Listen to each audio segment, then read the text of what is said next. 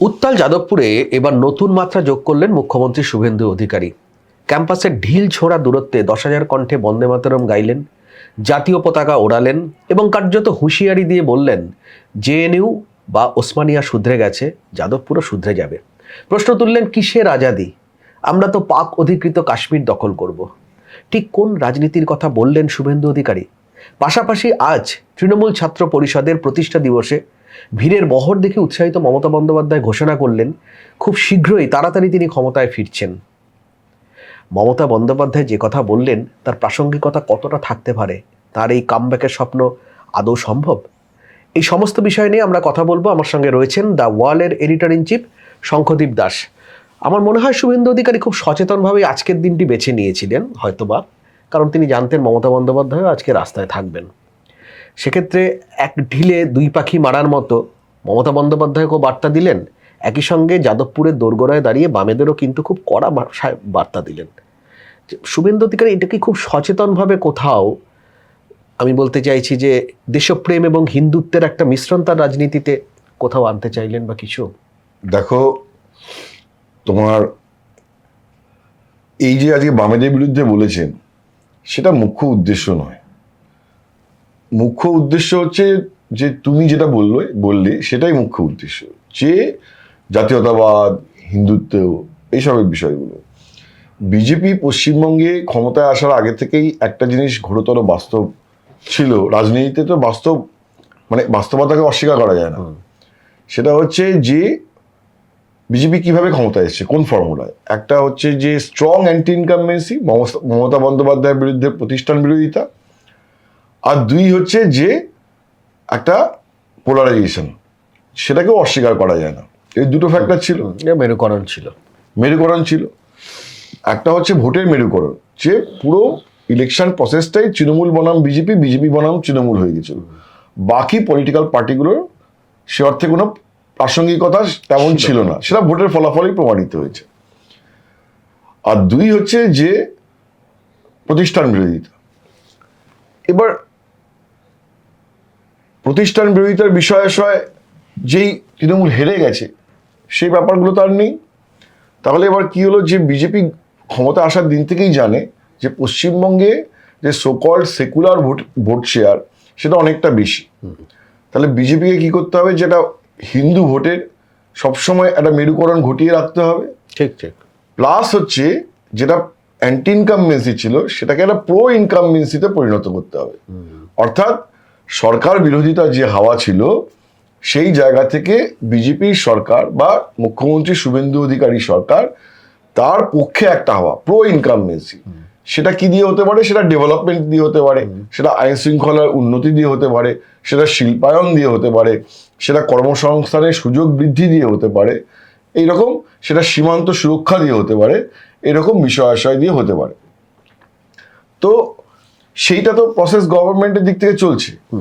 আজকে মুখ্যমন্ত্রী কি করলেন, যে দেখো পোলারাইজেশন ফ্যাক্টর তো দুম করে শুধু ভোটের আগে করলে হবে না, সারা বছর ধরে ওটাকে জিয়ে রাখতে হবে।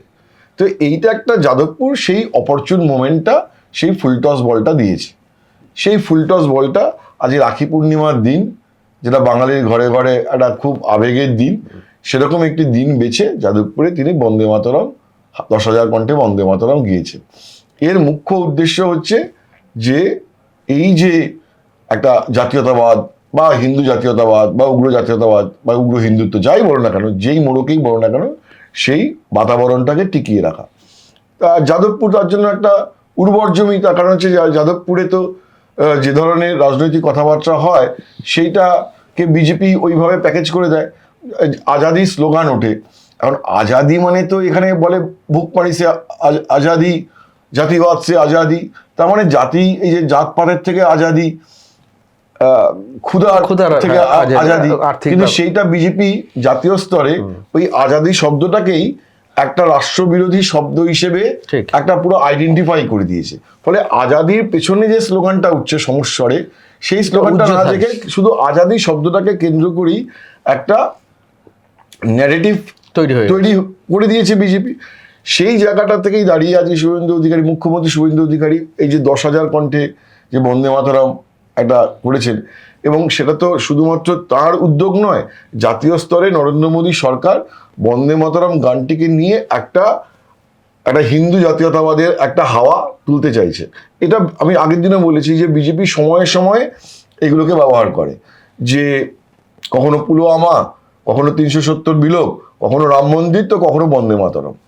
ঠিক আছে, তো এই যে বিজেপির লার্জার যে গেম প্ল্যান বা স্ট্র্যাটেজি যে বন্দে মাতরম, সেই আঙ্গিকে যাদবপুরের উর্বর জমিতে আজকে একটা বন্দে মাতরম গান গাওয়া হলো, এবং সেটা এই যে ধারাবাহিকভাবে যে হিন্দুত্বের জিগিরটাকে রেখে দেওয়া বা জাতীয়তাবাদের যে হাওয়াটাকে রেখে দেওয়া, তার একটা প্রয়াস বলে দেখতে পারো।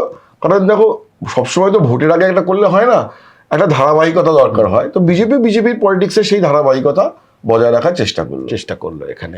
এবার আমার একটা প্রশ্ন, যে যাদবপুরে আজকে মুখ্যমন্ত্রী একদম দোরগোড়ায় দাঁড়িয়ে যেগুলো বললেন, যে তার অনেকগুলো সত্যি প্রাসঙ্গিক আছে, যে আজাদি স্লোগান, কিন্তু তুমি বললে যে একটা শব্দকে বিজেপি একটা নেগেটিভ তৈরি করে দিয়েছে, তার আগে পরে না দিয়ে আজাদি। তো আজাদি বলো, বা মুখ্যমন্ত্রী বললেন কিষেনজি রেড স্যালুট, এই ধরনের ওখানে আর্টস ফ্যাকাল্টির হোস্টেলে হচ্ছে যে, এই কথা মমতা বন্দ্যোপাধ্যায় বলতেন। এই কথার মধ্যে কিন্তু মমতা বন্দ্যোপাধ্যায় যে কথা বলতেন যাদবপুরের বিরুদ্ধে, যে ওখানে কোনো শৃঙ্খলা মানে না, ওখানে সিসিটিভি ক্যামেরা লাগাতে দেয় না, ওখানে ওই যে ভেতরে ক্যাম্পাসের মাঠে রাত্রিবেলা যথেচ্ছাচার চলে, এইগুলো তো মমতা বন্দ্যোপাধ্যায় বলতেন। এবং ওখানে নকশালদের আড্ডা, মাওবাদীদের আড্ডা, এটা তো অভিষেক বন্দ্যোপাধ্যায়, মমতা বন্দ্যোপাধ্যায় সবাই বলেছেন। কিন্তু গোটা যাদবপুরকে কি এভাবে দাগিয়ে দেওয়া যায় কোথাও? দেখো, আমি আগের সরকারও বলছি, বা আজকে মুখ্যমন্ত্রী যেগুলো বললেন আর কি, কোথাও যাদবপুরের পরিচয় কি শুধু এই মুষ্টিমেয় কিছু এই যে বিষয়গুলো উঠে আসে তার ভিত্তিতে? না, এটা তো মতাদর্শগত বিরোধ। তৃণমূলের সঙ্গে সেই মতাদর্শগত বিরোধটা জায়গাটা খুব কম ছিল, কারণ তৃণমূলের ছিল দখলদারির মানসিকতা। যে বামেদের বিরুদ্ধে তো মতাদর্শগত লড়াই তৃণমূলের কি ছিল, কারণ তৃণমূলের নিজেদেরই মতাদর্শ জায়গাটা খুব দুর্বল ছিল। তৃণমূলের ছিল পিওর অ্যান্ড সিম্পল, যাদবপুরের দখল করো, সেটা নিয়েই সংঘাত হয়েছে। তৃণমূল কখনো পারেনি। বিজেপির সঙ্গে একটা মতাদর্শগত সংঘাত হয়েছে বামেদের বরাবরই, সেই সংঘাতের জায়গাটা তীব্র হচ্ছে। এখন হচ্ছে যে বিজেপির যে ছাত্র সংগঠন বলে, তো শ্রমিক ভট্টাচার্য বলেন যে আমাদের কোনো নিজেদের ছাত্র সংগঠন নেই, কিন্তু RSS এর যে অনুপ্রাণিত ছাত্র সংগঠন ABVP, তাদের তো এখনো পশ্চিমবঙ্গে সে অর্থে কোনো স্ট্রং ফুটহোল্ড তৈরি হয়নি। ফলে যাদবপুরেও ওই জন্য তারা বাইরের কিছু লোকজন এসেছিল। আগামী দিনে এই মতাদর্শগত সংঘাত তীব্র হবে। যাদবপুরে যারা পড়েন তাদের অনেকেই বামপন্থী, সবাই বামপন্থী এটা তো বলা যাবে না। তো ফলে সেই জায়গাটা থেকে আগামী দিনে মতাদর্শগত লড়াই তীব্র হবে। এবং তুমি দেখো, এবং পশ্চিমবঙ্গ এমন একটি রাজ্য, যে রাজ্যে দেখো বামপন্থী ছাত্র আন্দোলন বা আন্দোলনই বলি, ঠিক আছে, বা ছাত্র মুভমেন্ট যাই বলি না কেন, সেটা বরাবরই স্ট্রং ছিল। বিশেষ করে পশ্চিমবঙ্গ এবং কেরল, আমি আগে বলেছি কিনা জানি না, যে সর্বভারতীয় কংগ্রেসের কোনো ছাত্র সংগঠন ছিল না, কিন্তু ছাত্র পরিষদ ছিল না। প্রথমে কেরলে তৈরি হয়, যে বামেদের মানে CPM এর SFI কে মোকাবিলা করার জন্য প্রথমে কেরলে একটা ছাত্র সংগঠন তৈরি হয় কংগ্রেসের, তারপরে তৈরি হয় পশ্চিমবঙ্গে ছাত্র পরিষদ, আর ওখানে বোধহয় NSUI, তারপরে NSUI অনেক পরে হয়েছে। আগে ছাত্র পরিষদ হলো প্রথমে কেরল, তারপরে পশ্চিমবঙ্গে ছাত্র পরিষদ হলো, এরপরে হচ্ছে জাতীয় স্তরে NSUI তৈরি হলো। এবং পশ্চিমবঙ্গে কিন্তু NSUI নেই, ছাত্র পরিষদটাই রয়েছে বরাবর। হ্যাঁ, পশ্চিমবঙ্গে ছাত্র পরিষদই রয়েছে। NSUI কিন্তু কংগ্রেসের ছাত্র সংগঠন জাতীয় স্তরে, পশ্চিমবঙ্গে NSUI কিন্তু নেই, ছাত্র পরিষদ রয়েছে। এবং ছাত্র পরিষদ তৈরি হলো কি করে, যে CPM এর ছাত্র সংগঠন এতটাই স্ট্রং হলো যে তাদের মোকাবিলা করার জন্য একটা ছাত্র সংগঠন তৈরি করা দরকার, সেই জন্য এটা হলো। তার ফলে এই আইডিওলজিক্যাল যে লড়াইয়ের জায়গাটা, এটা তো বরাবর পশ্চিমবঙ্গে বামেদের সঙ্গে ডানেদের মানে ডানপন্থী ছাত্র সংগঠনের একটা ছিল। তৃণমূলের সময় সেটা দুর্বল হয়েছিল, কারণ বারবার বলি যে তৃণমূলের মতাদর্শগত জায়গাটা খুবই দুর্বল ছিল বলেই এটা হয়েছিল। তৃণমূলের সময় ছাত্র সংগঠন, যুব আন্দোলন বলে কিছু বস্তু ছিল না, আলাদা করে কিছু ছিল না। কংগ্রেস যখন পশ্চিমবঙ্গে বিরোধী দল, তবুও কংগ্রেসের যে ছাত্র সংগঠন, ছাত্র পরিষদ আমরা কলেজের সময় দেখেছি, বা কংগ্রেসের যুব সংগঠন, মমতা বন্দ্যোপাধ্যায় নিজেই কংগ্রেসের যুব কংগ্রেসের প্রেসিডেন্টের নেত্রী ছিলেন। ফলে সেই সময় কংগ্রেসের যে যুব সংগঠন বা ছাত্র সংগঠনের যে জঙ্গি আন্দোলন, যে জোশ, সেই জোশ আমরা কোনদিন ক্ষমতায় আসার তৃণমূলের ছাত্র পরিষদের মধ্যে বা আমরা যুবর মধ্যে দেখতে পাইনি। ঠিক আছে, ফলে ওইটা দুর্বল হলো। কিন্তু আবার বিজেপি এসছে, বিজেপি এবং আরএসএস, এই যে ব্যাপারটা, এখানে তো আবার মতাদর্শগত একখানা ভিত্তি আছে এবং এবিভিপি খুবই শৃঙ্খলা পরায়ণ ভাবে সেটাকে করার চেষ্টা করে, যেভাবে এসএফআইও করার চেষ্টা করে। তো সেই জায়গাটা আগামী দিনে একটা সংঘাতের জায়গায় যাবে। এবং একটা আমরা তো দেখেছি আজকে অনেকে বলছেন যে যাদবপুরে বাইরে থেকে এসে তাণ্ডব হয়েছে। ঠিক আছে, যা হয়েছে মানুষ দেখেছে, আমি ওটা কোয়ালিটেটিভ বিশ্লেষণের মধ্যে যাচ্ছি না। আমরা যখন কলেজে পড়ি তখন কলকাতা শহরের যে কলেজগুলো, সেখানে এসএফআই তাণ্ডবটা কম ছিল। সুরেন্দ্রনাথ এবং বঙ্গবাসী, দক্ষিণ শহরতলি থেকে যারা কলকাতায় পড়তে আসতেন, অনেকেই পড়তেন সুরেন্দ্রনাথ, বঙ্গবাসী, সেন্ট পলস, এইসব college, city main, Vidyasagar college, এগুলো পড়াশোনা করতেন।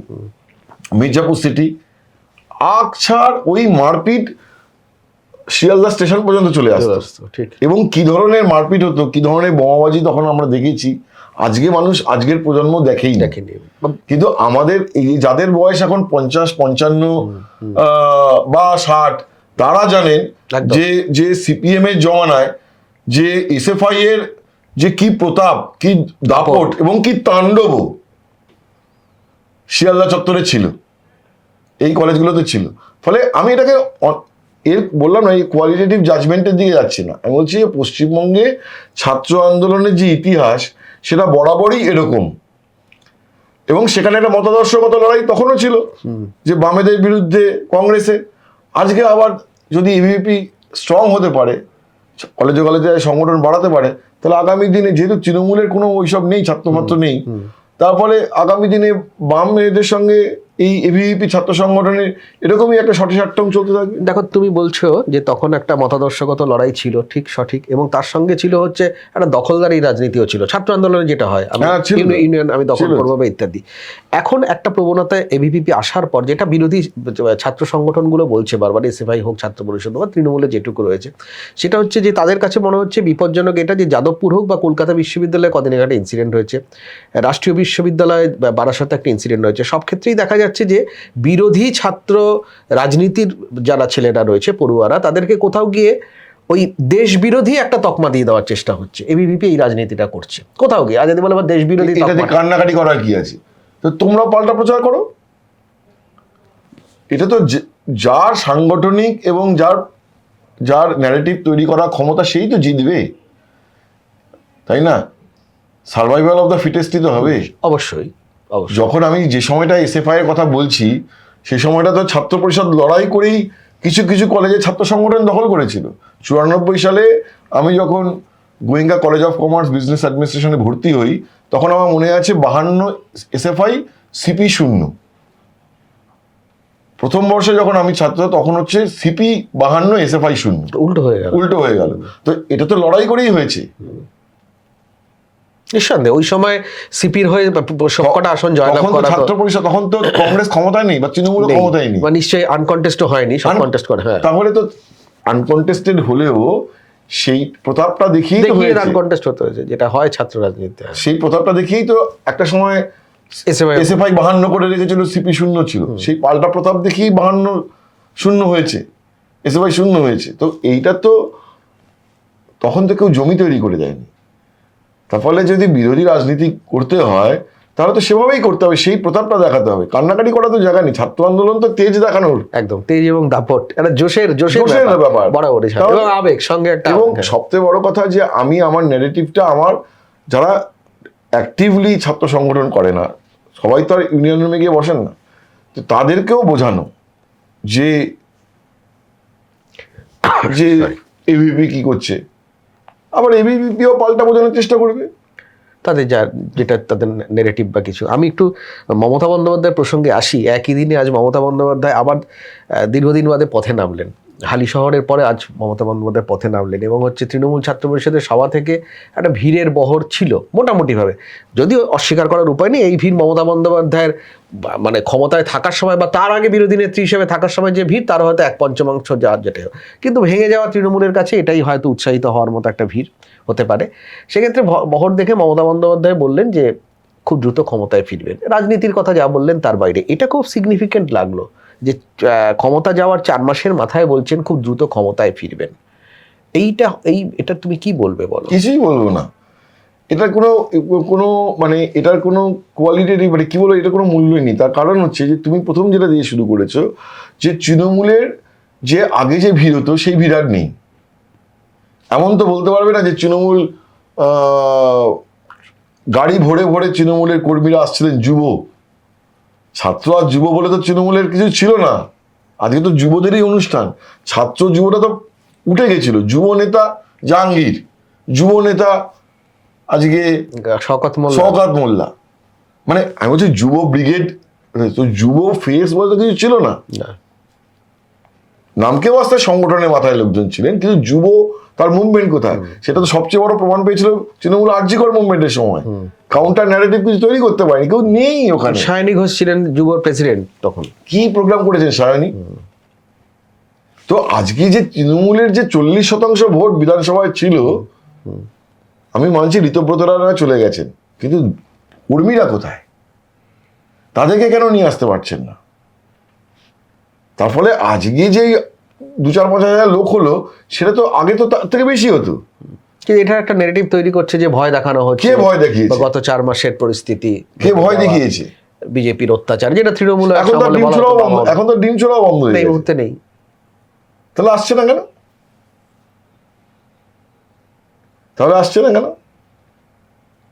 কোথাও কি ভোট পার্সেন্টেজও এটার প্রভাব মনে হয়? দেখো যে ক্ষমতায় ফিরছি, আমি পলিটিক্সে আগামী কালকে কি হবে আজকে বলা যায় না। পলিটিক্সে সবসময় সম্ভাবনার খেলা, আমরা যেটা বলি রাজনীতির সম্ভাবনার খেলা, এটা বহু বছর ধরে লেখা হয়ে গেছে, ক্লিশেও হয়ে গেছে সব। না, তবু এটা খুব প্রাসঙ্গিক, এটা খুব বাস্তব একটা কথা। কালকে কি হবে বলতে পারছি না, কিন্তু ঘটনা হচ্ছে যে সিপিএম তারা ক্যাডার ভিত্তিক দল ছিল। একবার ক্ষমতায় চলে যাওয়ার পরে সেই ক্যাডার ভিত্তিক দলও পারেনি।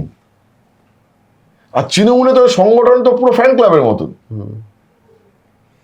এবং তুমি বলো বারবার যে লক্ষ্য ছিল সিপিএম কে হটানো, সেইখানে আজকে আবার ক্ষমতায় আসবো, এটা সে তো উনি বলবেনই, এটা পলিটিক্যাল কথাবার্তা। কে বলবে না যে আমি ক্ষমতায় আসবো না, কে বলবে না যে আমি বিজেপিকে হারাবো না, কিন্তু রাস্তাটা তো মসৃণ রাস্তা নয়, রাস্তাটা কঠিনই রাস্তা। এবং উনি যদি সেই কঠিন রাস্তা অতিক্রম করতে পারেন তাহলে আসবেন। কিন্তু আজকের দিনে দাঁড়িয়ে এটা শুধু একটা বলা, তার বাইরে কিছু নয়।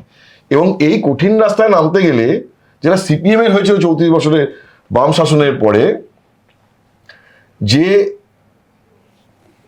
অনুন্নয়ন, শিল্পায়নের অভাব, এই প্রশ্নগুলো কিন্তু তারা করে বেরিয়েছিল।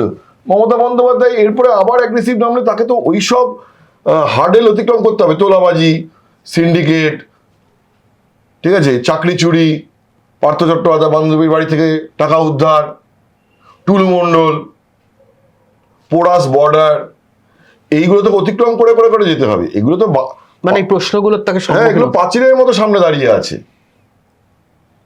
পাঁচিলের মতো সামনে দাঁড়িয়ে আছে। দেখো, তৃণমূল 2011 সালে ক্ষমতা আসার পরে 2013-14 সাল থেকে চিটফান্ডের কেলেঙ্কারির অভিযোগ উঠতে শুরু করেছিল। তা বলে কি লোকে সিপিএমকে ফিরিয়ে নিয়েছিল? তখন নয়। টুকটাক যদি এখন কিছু ধরো দুটো অন্নপূর্ণা ভান্ডার নিয়ে কিছু ক্ষোভ বিক্ষোভ হচ্ছে, কোথাও কোথাও আমরা বলছি তোলাবাজির অভিযোগ আসছে, এসব হচ্ছে, এটা নিয়ে কোনো ডিনাই, আমরা আলোচনাও করেছি। তার মানেই যে এখন এরকম পরিস্থিতি হয়নি যে মানুষ ভাবছে না না তৃণমূলের সময়টাই ভালো ছিল, এইটা লোকে বলছে না। সেই সময়টা এখনো আসেনি। সেই সময়টাতে পৌঁছতে গেলে একটা হচ্ছে যে হয় বিজেপিকে ভীষণ আনপপুলার হয়ে গেল বিজেপি, ঠিক আছে, তবে এরকম একটা যদি আসে, বা আমি এখনো পর্যন্ত আজকের দিনে কিছু দেখতে পাচ্ছি না। বলার জন্যই বলা। মমতা বন্দ্যোপাধ্যায় 21শে জুলাইও বলেছিলেন যে এবার আমি জেলা সফর শুরু করব, হয়নি। আজকে একই কথা বললেন। জেলা থেকে কটা ছেলে মেয়ে এসেছে, জেলা থেকে কটা ছেলে মেয়ে এসেছে? 40% তৃণমূল ভোট পেয়েছিল, কম ভোট। নিঃসন্দেহে দেখো 21 সালে বিজেপি পেয়েছিল 38% ভোট। 21 সালে বিজেপি পেয়েছিল 38% ভোট। তারপরেও যে বিজেপির সভা সমিতিগুলো হতো সেগুলো নিয়ে অভিষেক বন্দ্যোপাধ্যায় বা কুণাল ঘোষেরা টিপ্পণী করতেন কিনা? একদম, ও তো লোক হয়নি, ও তো 10টা লোক, 50 আমাদের লোক। বললে পাঠিয়ে দিতাম, আমাদের বললে পাঠিয়ে দিতাম। পঞ্চায়েতে আরে কি ক্যান্ডিডেটকেও আমরা দিয়ে দেবো নাকি? বা ইলেকশনের দিন বুথে এজেন্টকে আমরা দিয়ে দেবো, ইলেকশনে কি বুথে আমরা, এটা তো অভিষেক বন্দ্যোপাধ্যায়ের পেটেন্ট একটা কথা ছিল, ইলেকশনে কি বুথে আমরা এজেন্ট দিয়ে দেবো? আমরা কি ক্যান্ডিডেট সাপ্লাই করব? তাই না? ঠিক।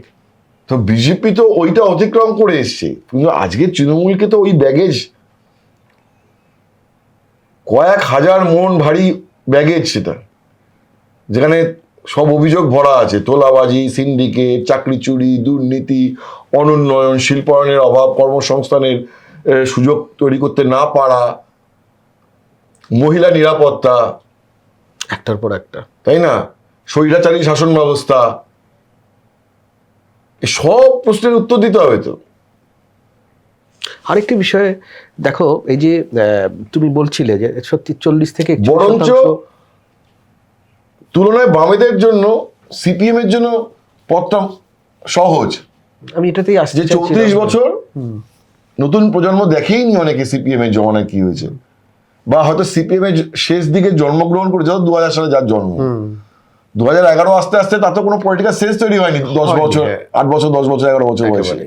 তারপরে তারা সিপিএম এর জমানার শেষ দিকে যে একাংশের কুকীর্তি, অনাচার, এগুলো দেখেনি, ফলে তাদের সিপিএম যেটা, তাদের রাগও নেই।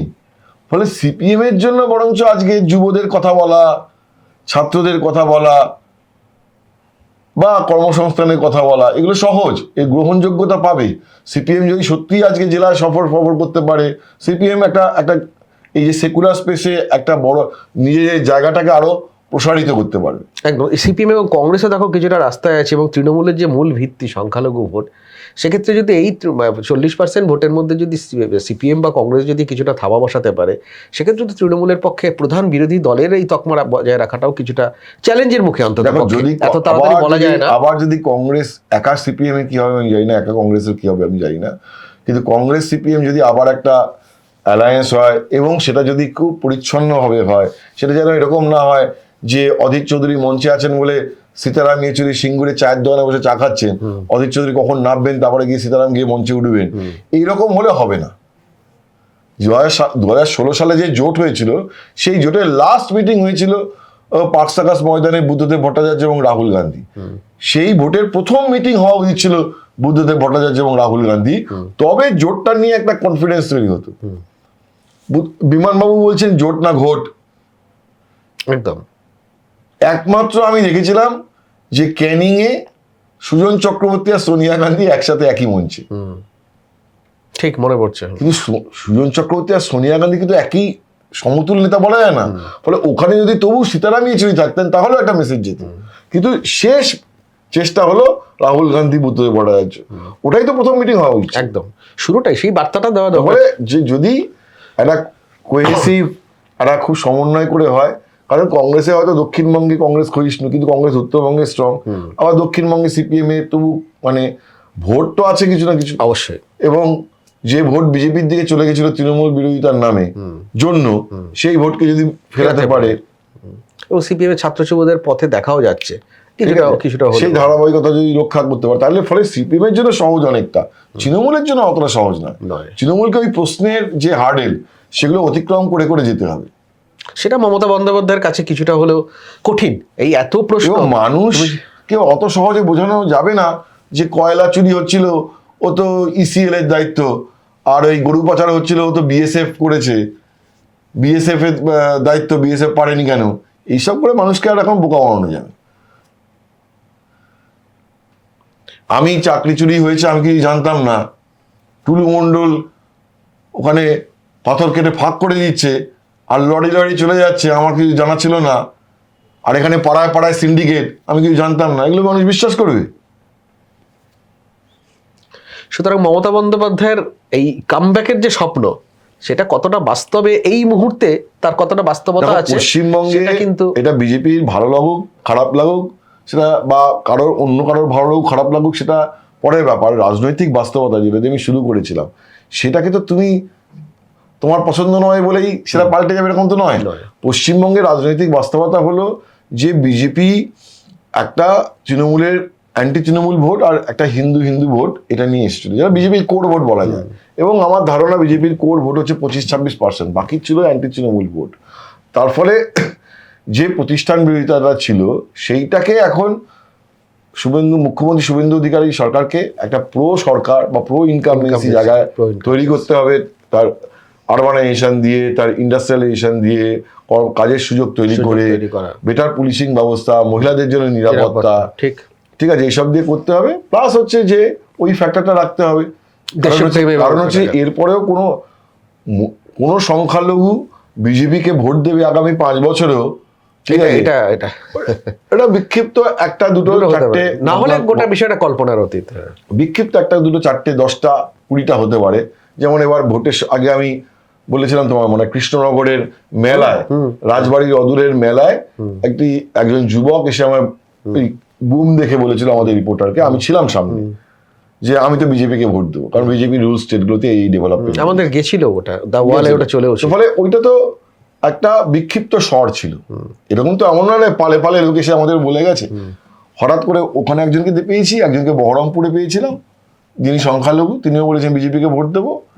এরকম কয়েকটা বিক্ষিপ্ত দু একটা নমুনা পেয়েছে। কিন্তু আদারওয়াইজ হচ্ছে যে সংখ্যালঘুরা, বিশেষ করে মুখ্যমন্ত্রী শুভেন্দু অধিকারী যে ভাবায় বলছেন, তারপরে তো সংখ্যালঘুরাও তো এক জায়গায় এক কাট্টা হচ্ছে না। ঠিক। এবার তারা যদি দেখবেন যে বিজেপিকে রুখতে পারে কি, তাদের বেছে নেওয়াটা খুব ইম্পর্টেন্ট। এই ভগ্ন তৃণমূল না বাম কংগ্রেসের একটা ফর্মিডেবল জোট, যদি তারা ওই দেখেন যে ওটাই ঠিক, তো শিফট হয়ে যাবে। তোমার মনে হয় যে কোথাও গিয়ে, আমি শেষ প্রশ্নের জায়গায় আসছি, তৃণমূলের সবচেয়ে সংখ্যালঘু মুক্ত ছিলেন ববি হাকিম, ফিরাদ হাকিম, তিনিই তো মমতা বন্দ্যোপাধ্যায়ের সঙ্গে নেই। আর তার সংখ্যালঘুরা থাকবে কোথায়? মমতা বন্দ্যোপাধ্যায় সংখ্যালঘু মুখ বলতে তোমার চোখ বুঝলেই দেখবে তুমি ফিরাদ হাকিম, তুমি দেখবে জাভেদ খান, তুমি দেখবে মুর্শিদাবাদের আখরুজ্জামান, ঠিক আছে, সাবিনা ইয়াসমিন, এরা পুরোটাই কেউই মমতা বন্দ্যোপাধ্যায়ের সঙ্গে, সিদ্দিকুল্লাহ চৌধুরী ছাড়া পুরোটাই হচ্ছে, কেউই তো নেই মমতা বন্দ্যোপাধ্যায়ের সঙ্গে। আছেন কেউ?